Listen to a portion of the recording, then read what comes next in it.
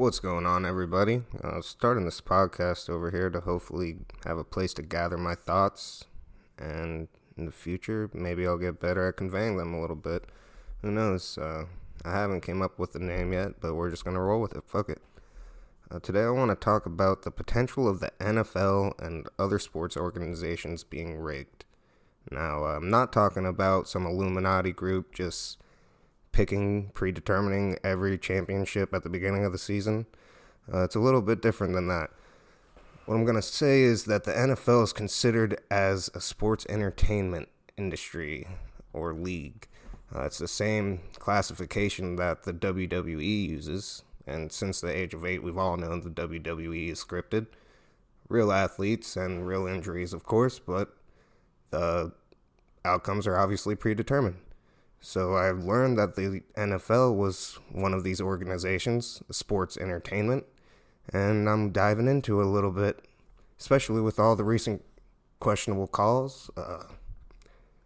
Just yesterday, we had Week 14 of the NFL. We had Justin Jefferson get a touchdown called back, and referees were saying that he went out of bounds. The replay showed that he obviously didn't.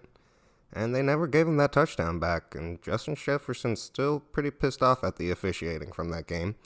And I am too, because it might have lost me $800 on a parlay, but we'll not get into that. So that happened just yesterday, which is pretty big. And then the day before, we had the UFC 282 with Paddy the Baddy, and Jared Gordon. Paddy the Baddy got that decision. Very questionable. A lot of people questioned it, including me.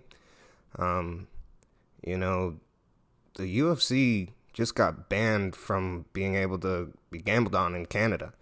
And it's because of these questionable decisions. And they're also a sports entertainment industry, so they're legally allowed to determine the outcomes of their matches or games. And it's pretty easy to understand why Paddy got that decision. He's one of the biggest up-and-coming stars in the UFC. The UFC needs him now more than ever.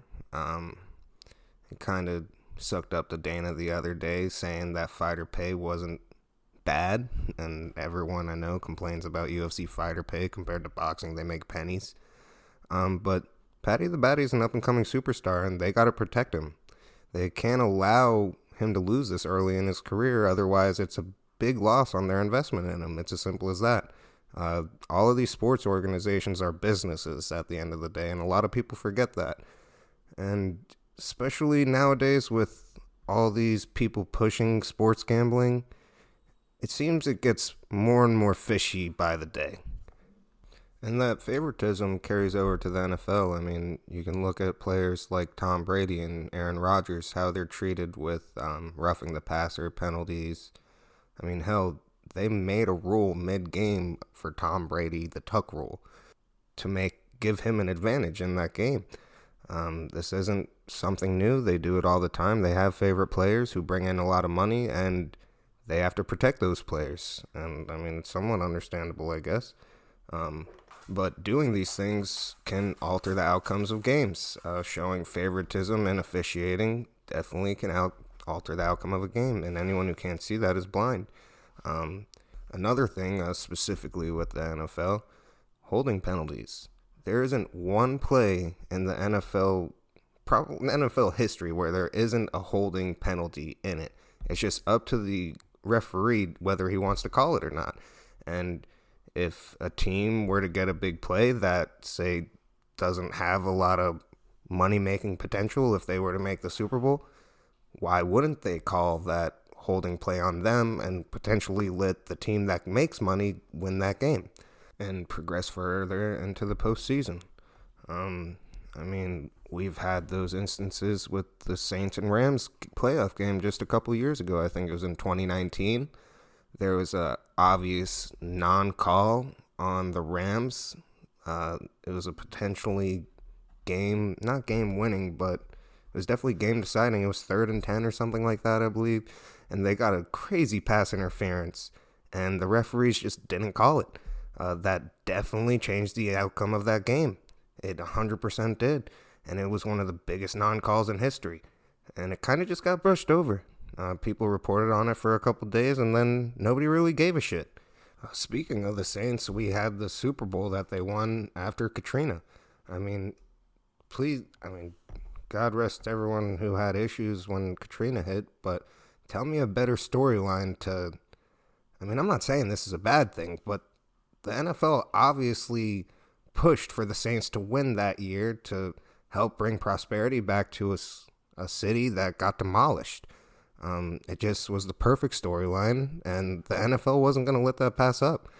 They wanted to make all the money they could off of that situation. And let me backtrack real quick for a second. They did kind of make a big deal about that non-call pass interference from the Rams player. They made pass interference calls reviewable for a year. It was a complete disaster, really did nothing, and then it was brushed over. But like I said, made a big deal out of it, and people forgot about it a couple years later. Then we have one of the biggest scandals in NFL history that we know of, at least, and that would be Spygate. I believe it was the early 2000s. The Patriots were recording Jets practices and getting their signals, and they used that to their advantage for over 7 years until they got caught. That's not really the point. The point is that a Jets season ticket holder took them to court and stated that allowing them to cheat for 7 years, basically, it was a rigged system, and the season ticket holder for the Jets was out of all the money that he invested into that franchise. Well, the NFL actually got that case dropped by stating that they are sports entertainment, and legally, the outcome of their games don't have to be fair, and all they legally obliged to the season ticket holder and the consumer of the NFL is a seat to watch the game or to be able to watch the game from home. That's all they legally have to provide to you. They do not have to provide a fair game at all. And they said that in court. Anyone can look into it. Just Google Jet season ticket holder sues the NFL. It's pretty out there and obvious at this point.